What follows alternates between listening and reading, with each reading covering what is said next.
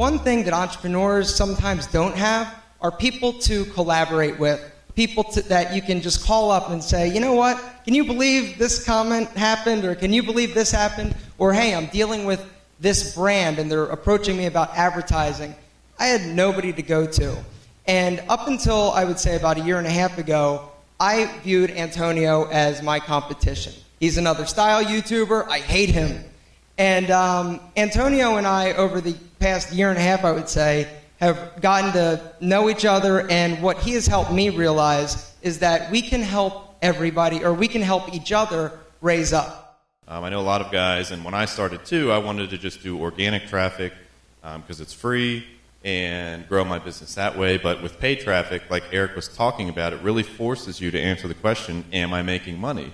Because suddenly when you're paying $100 to Google AdWords or to Facebook or whatever, you start asking important business questions like, okay, I spent $100 or $1,000, how much money did I get back?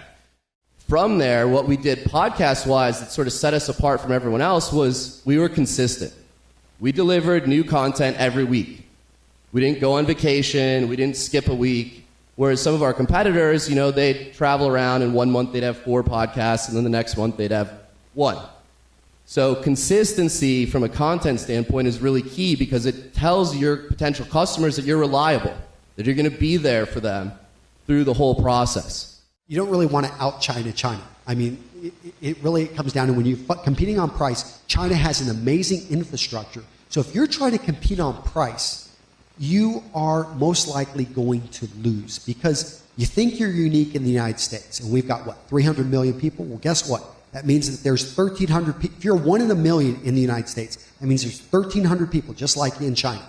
So understand that you competing on price is going to be very hard when you've got high cost of living. And so for most of us, if we're going to be starting a business or putting ourselves out there, we need to be unique, and we need to offer amazing customer service. As a standard procedure, we want to know what your product is. We want to know what your service is. We're going to test it. I brought that suitcase with me. It's an $800 suitcase that is supposed to help your suits not get wrinkled. It already broke during the first trip. If I recommend something like that to my readers, I lose my trust, and I lose my money, I lose my business. Right. So, I mean, easy question. How many of you guys just buy stuff willy-nilly? I would imagine that everybody in here is very intentional and very deliberate in the clothing that he buys. Right? How many of you guys spent more than 15 minutes thinking about what were you going to wear today? Right? Dumb question, really easy. Why would you not spend even more time and even more effort in what you're going to promote on your site if you're a content creator? You take that level of authenticity, that level of intentionality, and you have to amplify that even more so, because you're no longer just representing yourself as an individual, you're representing your brand as far as the blog or your YouTube channel or whatever else it is that's the content that you're creating. We're also looking for any case studies you can show us right off the bat, where we can see that traffic, where we can see any promotion you've done, and the results of it, and, because we're working with a lot of people, our time is limited, and so it is extremely helpful for us. And that exposure can be even from smaller niche blogs that don't have a lot of traffic. I actually also appreciate that a lot of smaller blogs will grow larger. So I'm happy to partner with smaller blogs, because I know some of those smaller blogs are going to appreciate us working together and us growing with them. Becoming a man, manliness, whatever you want to call it, is something you earn, something you develop. It just doesn't happen. And you see this through cultures throughout time, and even today. There's a difference between a male, right, someone who's born male, and a man, right? Man is a status, right? It means something. And when someone says to you, you're not a man, even today in America, that kind of stings when someone says that to you, because it means something. It means that you've lost. They're saying you don't have some quality that makes me want to take you serious. But we don't live in that kind of an environment. We live in one in which we depend on each other. We work with each other. I have individual goals. Every single one of you has individual goals, and we can work to mutually benefit from each other's experience and each other's relationships. And style and clothing, our aesthetics, our grooming, the way that we present ourselves to each other can facilitate those relationships. So imagine, for example, this morning, on the way to this venue, you were lost, right? And you had to ask somebody for directions. That's a hard thing to do for us guys anyway, but you have to ask somebody. And there's 2 guys on the street, and one's in baggy jeans and flip-flops and a t-shirt, and the other guy's in a tailored suit. Who are you going to ask for directions? Tailored suit. He's got his act together, you know. The other guy can't figure out how to dress himself, so how can you trust him to point you in the right direction when you're running late? So that's how you're going to look when you get in clothes that fit. And of course, when people trust you, they're going to place responsibility in your hands, and you're going to feel more confident, which has a ripple effect across every aspect of your life. Dark colors send the message of power, authority, and trust. That's why I'm wearing navy blue today. That's why politicians, firefighters, and policemen wear navy blue. Trust and authority. That's what dark colors send. Black is not a business color. You want to wear a business color, midnight navy, right? I wouldn't wear black. A lot of CEOs want to buy black suits, and it's just too gangster for business. 3 years ago, I had done that with somebody. It was actually while I was at Suit Supply, and it was one of the senior guys there, and he was always looking nice, so I just kind of, during an off time at work, I asked him, take some clothes, dress me up. And, 2 or 3 of the things that he had suggested for me were things that I would have never done, but they're things that I still do today. And so had I never kind of got to that point where I just asked somebody, then a lot of the stuff I'm doing now wouldn't be here. We saw results from it. I definitely sold a lot more than one beard or own bottle. Here's the deal. What I figured out is you've got to be a specific product in order to do well and really reap the financial rewards from being on a show like Shark Tank. An info product just isn't getting it done. But something like a beard oil or something that's consumable, that little sponge scrub daddy thing has sold zillions of units. And I mean, it really is product specific as far as how well you're going to do. Instead of facing each other, we end up standing side by side. So when you think about your conversations later today and your body language in those conversations, try to move yourself and position yourself so that you're actually standing side by side. It breaks some of that initial tension and anxiety and allows the other person to feel really comfortable and confident in their communication with you. Thanks, Patrick.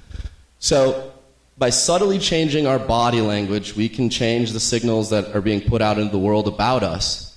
And by opening ourselves and putting a smile on our face and making eye contact, we appear more confident, again, before we've even opened our mouths.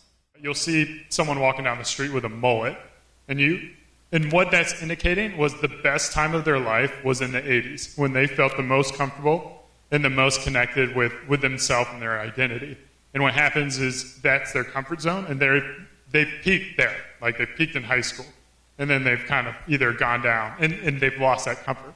So what you want to do is make sure that you're always relevant. You always want to be pushing your limits of your comfort zone. You always want to be trying new hairstyles. But what you're telling the world when you stay relevant, you stay modern, you stay in touch, is that you're at the pinnacle of your life right now, and that's how you want to be. You always want to be, every single day of your life, you want it to be the best day. And you want to have learned from everything in the past. You don't want to live in the past. If you like something, just wear it. I mean, that's the whole basis of personal style, right? Is you start off with this base level of knowledge of what is correct and what isn't, and then you sort of deviate from there based on your preferences. So if you are sure that you like something, wear it. And if you get weird feedback, that's fine. But if you really love it, then maybe you should be wearing it in the first place, right? If you're not sure about it, then of course you should ask your trusted advisors or someone who maybe you look up to style-wise and see what they think about it on you. But really, style is about personal preference, right? There's a general level of knowledge, and then you go from there. A lot of guys ask me, well, hey, how do I build a muscular body, or how do I get in shape? Some variation of that question. How do I get tons of muscle? And it's really the wrong question to ask. The question to ask is, who do I have to become to have a muscular body? Okay, that's the right question to ask. And it's the same thing. It's like, not how do I get $1 million? It's like, who do I have to become to attract or to earn $1 million? That's the right question to ask, because now you start from the inside and you start working on what really matters. Elegance has really helped me in many ways. Whenever I'm at a hotel, people treat me well. I'm checked in. I was just flying to Asia, and they had a flight overbooked.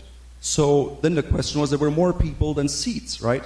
I got the seat because I was well dressed. And it's maybe a subconscious thing oftentimes, but it really helps you to get better treatment than if you were not well dressed. But I actually researched a theory called the halo effect. And It was discovered in 1920 by Edward Thorndike. He was like a real quirky, like ugly-looking dude.